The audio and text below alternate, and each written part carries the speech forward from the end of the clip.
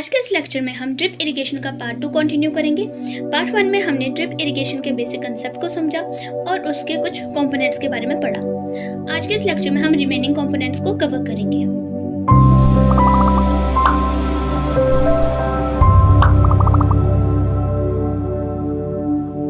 Lecture शुरू करने से पहले हम ड्रिप इरिगेशन सिस्टम का एक लेआउट देख लेते हैं। तो जो ये डायग्राम है ये कंप्लीट ड्रिप इरिगेशन सिस्टम को दिखा रही है। सबसे पहले पानी फार्म पॉन्ड या कैनाल से पंप के थ्रू आता है। देन जो पानी है वो डायरेक्टली प्लांट तक नहीं जाता, पहले वो फिल्टर से गुजरता है। जैसे कि हमने पढ़ा था सैंड फिल्टर होते हैं, स्क्रीन फिल्टर और हाइड्रोसाइक्लोन, मतलब रिक्वायरमेंट के हिसाब जिस फिल्टर की रिक्वायरमेंट होगी उन फिल्टर से ये पानी जाएगा। और इन फिल्टर्स का यही मेन काम है पानी को साफ रखना ताकि सिस्टम में क्लॉगिंग वगैरह ना हो। उसके बाद वेल्व्स का यूज़ होता है, जैसे कंट्रोल वेल्व जो पानी के फ्लो को कंट्रोल करता है, नॉन रिटर्न वेल्व जो कि पानी के बैक फ्लो को रोकता है, और एयर रिलीज वेल्व जो अंदर की पाइप्स के अंदर जो हवा होती है उन्हें बाहर निकालता है। देन फर्टिलाइजर देने के लिए वेंचुरी इंजेक्टर यूज़ होते हैं। इससे जो फर्टिलाइजर है वो पानी के साथ मिक्स करके डायरेक्टली प्लांट रूट्स तक पहुंचाते हैं। बेसिकली फर्टिगेशन प्रोसेस होता है। फिर जो पानी है वो मेन लाइन और सब मेन लाइन के थ्रू डिस्ट्रीब्यूट होता है और लेटरल पाइप से ड्रिपर तक पहुंचता है।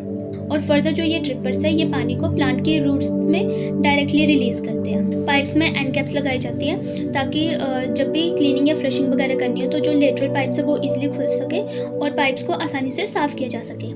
सो ओवरऑल जो ये सिस्टम है ये इस तरह से डिज़ाइन किया गया है कि पानी और न्यूट्रिएंट्स का मिनिमम वेस्ट हो और डायरेक्टली प्लांट की रूट्स तक पहुंच सके।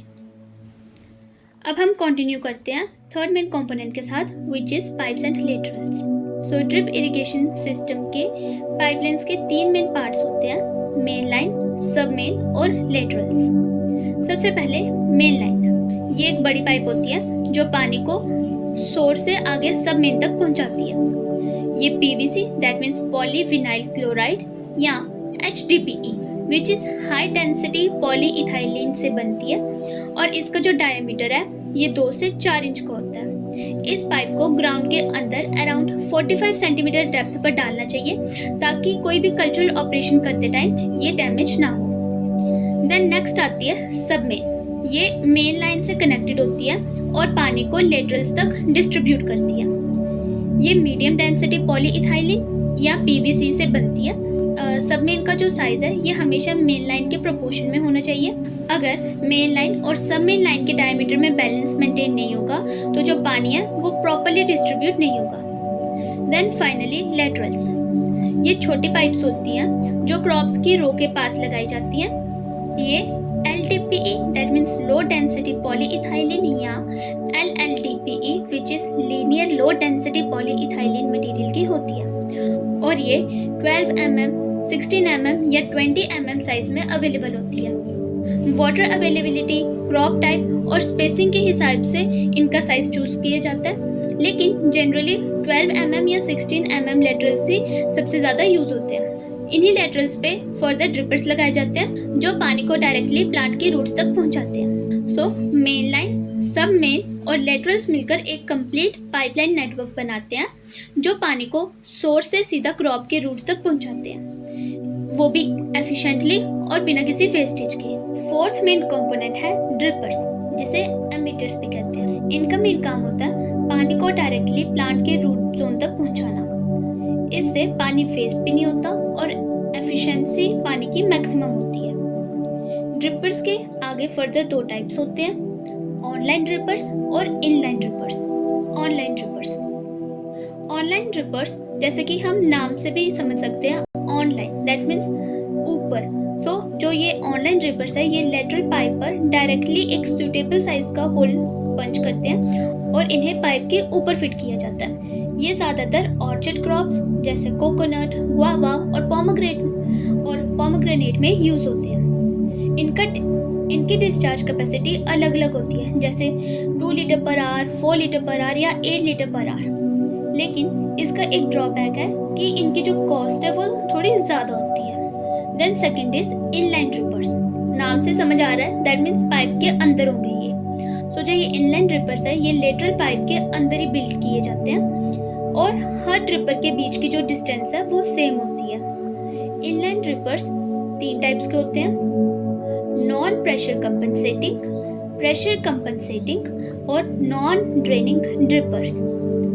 नॉन प्रेशर कंपनसेटिंग ये सिंपल टाइप होती है ड्रिपर्स की, लेकिन इनमें जो प्रेशर है वो यूनिफॉर्मली मेंटेन नहीं होता।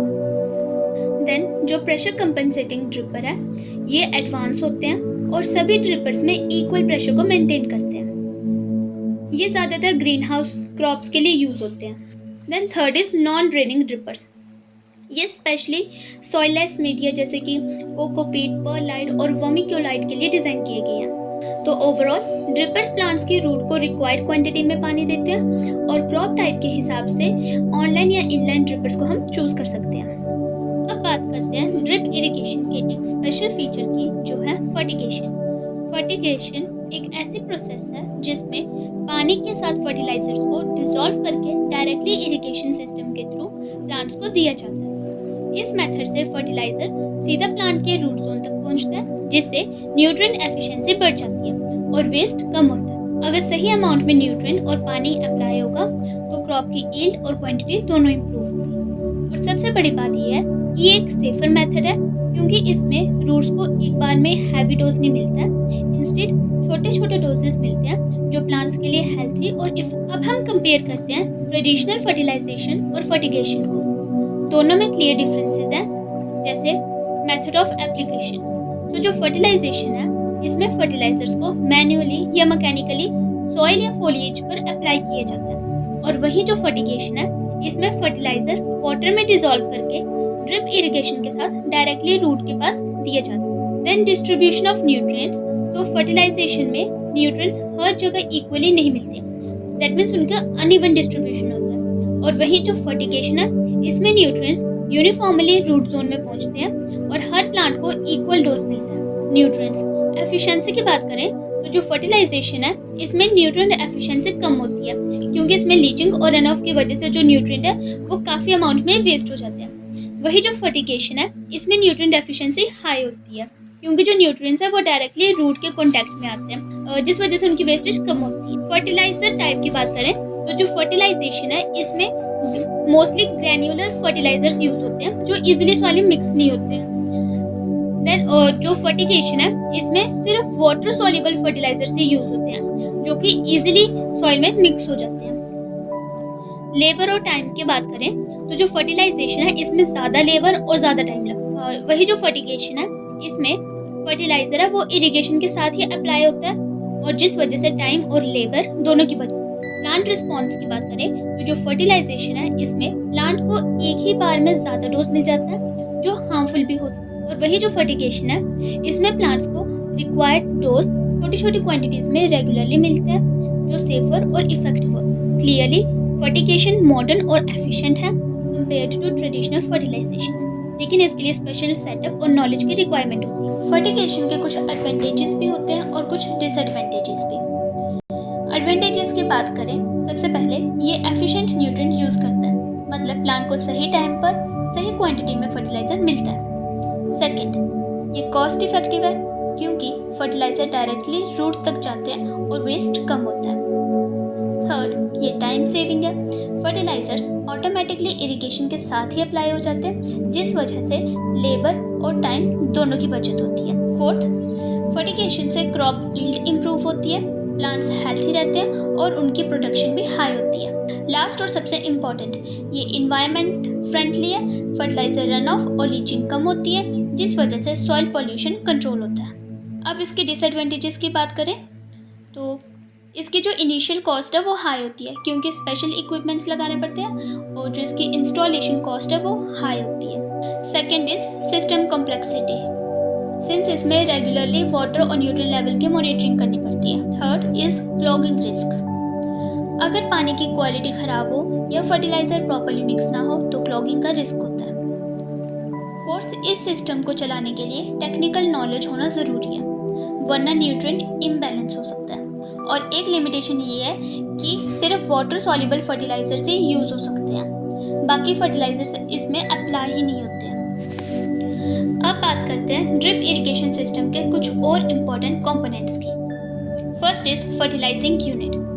फर्टिलाइजिंग यूनिट से बेसिकली हम फर्टिगेशन का प्रोसेस ही करते हैं। ये यूनिट फर्टिलाइजर्स को डायरेक्टली ड्रिप सिस्टम के थ्रू प्लांट्स तक पहुंचाती है। इससे फर्टिलाइजर का यूज ज़्यादा इफेक्टिव होता है और लेबर और पैसे दोनों की बचत होती है। फर्टिलाइजर्स को bypass pressure tank, venturi pump या डायरेक्ट इंजेक्शन सिस्टम से इरिगेशन लाइन में डाला जाता है।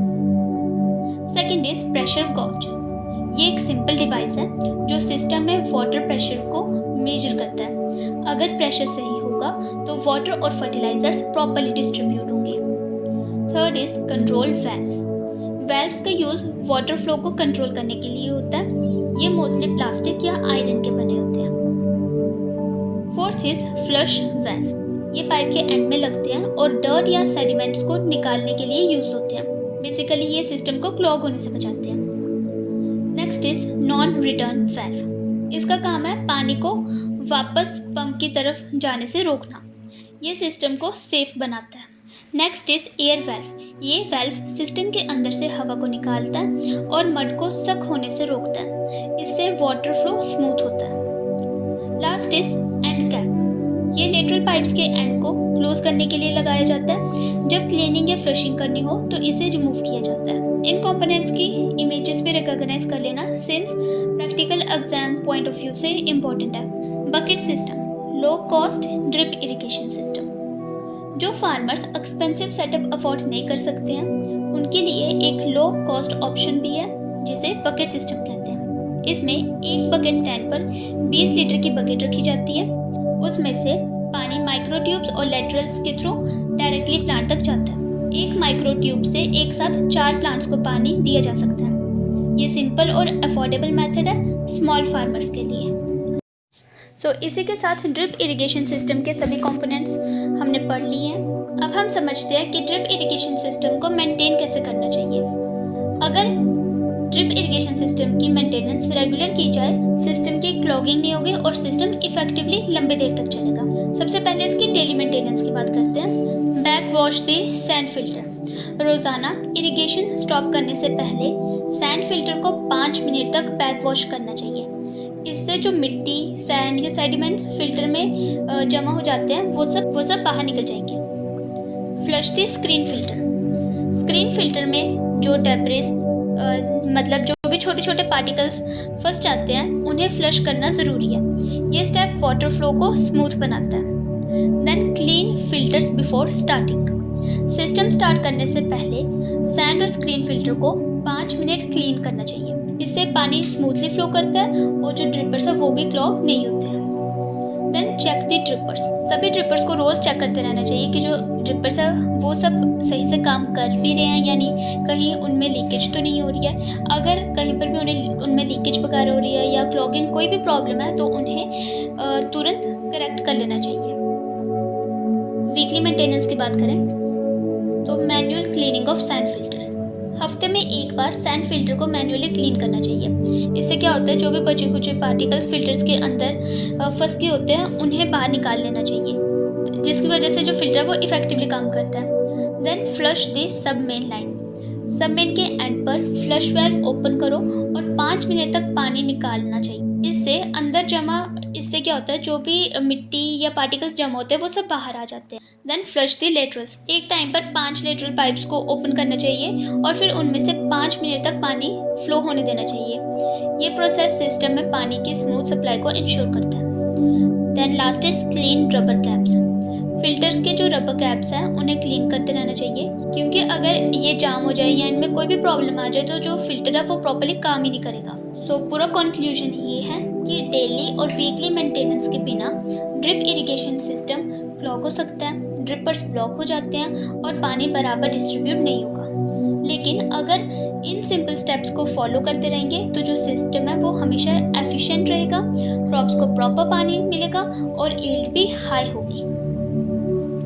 So that's it for today's lecture. इस लेक्चर में हमने ड्रिप इरिगेशन सिस्टम के सभी इंपॉर्टेंट एस्पेक्ट्स कवर किए, starting from main components, pipes and laterals, drippers, fertigation, supporting components, bucket system और लास्ट में मेंटेनेंस शेड्यूल तक। अब आपको क्लियरली समझ आ गया होगा कि ड्रिप इरिगेशन कैसे काम करता है और उसके क्या बेनिफिट्स हैं और सिस्टम को सही तरीके से मेंटेन करना क्यों ज़रूरी है।